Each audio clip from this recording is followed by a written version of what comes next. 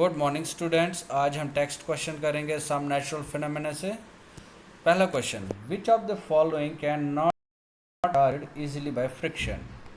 ए plastic scale, copper rod, inflated balloon, woollen cloth. Woollen cloth, inflated balloon और plastic scale easily charge कर सकते हैं हम, but copper rod को हम फ्रिक्शन से क्या करते हैं, चार्ज नहीं कर सकते। सो इसमें कॉपर रॉड है, मैंने आपको एक्सप्लेन किया है ऑलरेडी प्रीवियस वीडियोस में। आप अगर आपको फिर से डाउट है तो आप उनको वॉच कर सकते हैं।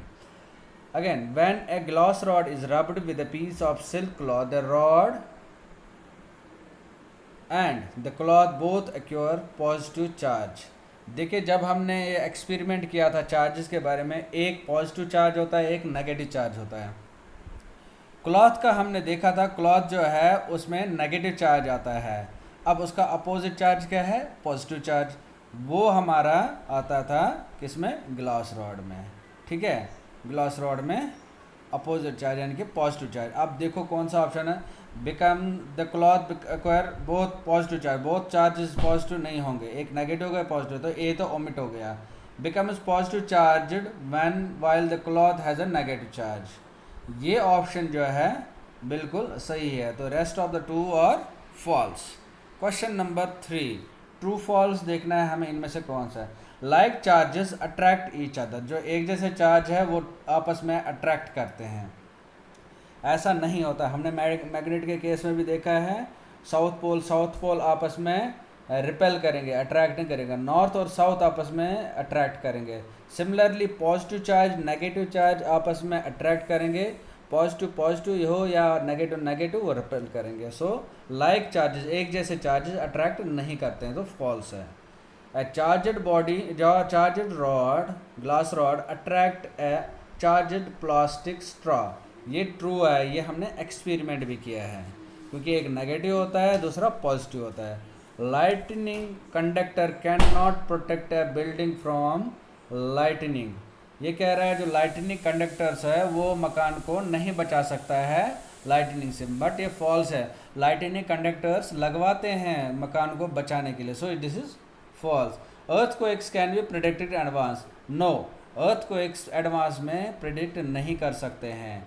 ये हमें, हाँ, हम इसका मैग्नीट्यूड माप सकते हैं, बट इसको ऑलरेडी प्रिडिक्ट नहीं कर सकते। नहीं तो हम कई सारी जानें बचा सकते हैं, कई चीज़ें बचा सकते हैं, पहले से पता होता है कि अर्थक्वेक इस दिन इस टाइम पे आने वाला है। सो क्वेश्चन नंबर 4 में कहता है, sometime A crackling sound is heard while taking of sweater during winters, explain. जब हम स्वेटर बाहर निकालते हैं, टिक टिक टिक टिक की आवाज़ आने लगती है, आपने सुना भी होगा, तो वो क्यों आती है? अब इसमें सारा का सारा इशू जो है that is the charge. Normally sweater is made of wool, ठीक है, and other inner clothes like shirts are made up of cotton and synthetic. Due to the friction among these, static charge gets accumulated on the sweater. While taking off sweater, an electric discharge occurs between sweater and the body, which results in forming the sparks and crackling sound. Sweater जो कि वूल का बना होता है, और shirt और cloth जो हमने अंदर लगाए होते हैं वो या तो कॉटन के होते हैं या सिंथेटिक के होते हैं। अब दोनों के बीच में फ्रिक्शन होता है, फ्रिक्शन की वजह से स्टैटिक चार्ज जो है एक्युमुलेट होता है स्वेटर के ऊपर, और जो ही हम स्वेटर बाहर निकलने लगते हैं, इलेक्ट्रिक चार्ज जो है वो डिस्चार्ज होने लगता है बिटवीन स्वेटर और तो क्लॉथ हमने लगा बॉडी में होते हैं। इसकी वजह से स्पार्किंग आवाज़, क्रैकलिंग की साउंड आने लगती है। ठीक है, अब नेक्स्ट क्वेश्चन है, explain why a charged body loses its charge if we touch it with our hands. कह रहे हैं जब हम चार्जड बॉडी को अपने हाथ से छूटते हैं तो वो चार्ज क्यों लूज़ करता है? वो रीज़न इसलिए है क्योंकि जो हमारे बॉडी है, इंसान की बॉडी जो है, ये इलेक्ट्रिसिटी की गुड कंडक्टर है, अच्छा कंडक्टर है इलेक्ट्रिसिटी का। A charged body loses its charge when we touch it with hand. जब हम हाथ से टच करते हैं ये अपने चार्ज को लूज़ करता है, because charge gets transferred through our body to earth. जो चार्जड बॉडी है, जब हम हाथ लगाते हैं उसका जो चार्ज है that gets transfer to the transferred, और हमारी बॉडी से वो अर्थ में चला जाता है। This process of transferring of charge from charged body to earth is known as earthing. इसको अर्थिंग, आपने देखा होगा काफ़ी जगह पे अर्थिंग भी यूज़ करते हैं। हमारा जो एक्सेस वगैरह जितना भी फालतू वाला चार्ज है तो एक्सेस अर्थिंग में चला जाता है। ये हमें हेल्प करता है लाइटनिंग में भी, काफ़ी चीज़ों में। ठीक है, अब हमें क्वेश्चन जो है, name the scale on which the destructive energy of earthquake is measured. ऐसा वो कौन सा स्केल है जिससे हम मापते हैं। तो ये जो हमारे पास जो मापने का जो इसका ये है, क्या कहते हैं इसको, इंस्ट्रूमेंट है, उसको हम कहते हैं रिक्टर स्केल। ठीक है, ये हमारे डिस्ट्रक्टिव एनर्जी अर्थक्वेक का मापते हैं। ठीक है, या हम एक हमारे पास है, क्या है, seismograph. Seismograph can measure an earthquake of magnitude 3 on Richter scale. Richter scale का जो है वो सिस्मोग्राफ जो है हमारे पास जो है वो मैग्नीट्यूड 3 का जो है अर्थक्वेक का मेजर कर सकता है रिक्टर स्केल।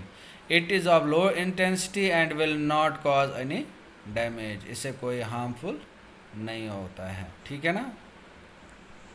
अगला क्वेश्चन है, suggest 3 measures to protect ourselves from lightning. 3 ऐसे चीज़ें बताओ जिससे हम लाइटनिंग से अपने आप को बचा सकते हैं। देखो, सबसे पहले ओपन स्पेस जो होता है दैट इज़ वेरी डेंजरस। हमें कवर्ड बिल्डिंग के अंदर बैठना चाहिए। ठीक है, हमें इलेक्ट्रॉनिक इक्विपमेंट्स यूज़ नहीं, टीवी हो गया, मोबाइल फ़ोन्स, ये सब चीज़ें नहीं यूज़ करनी चाहिए। ठीक है ना। Thunderstorm is an indication to rush for safer place. Thunderstorm जो ही आने लगते हैं तभी समझना चाहिए कि भैया लाइटनिंग का चांसेस है या लाइटनिंग होगी, उससे अच्छा है पहले ही आप अच्छी जगह से सेफ जगह पे पहुंच जाओ। Once thundering stops, move out to an open place. तब आप बाहर आ सकते हो जब थंडर स्टॉर्म भी ख़त्म हो सकते हैं या लाइटनिंग जब ख़त्म हो जाएगी।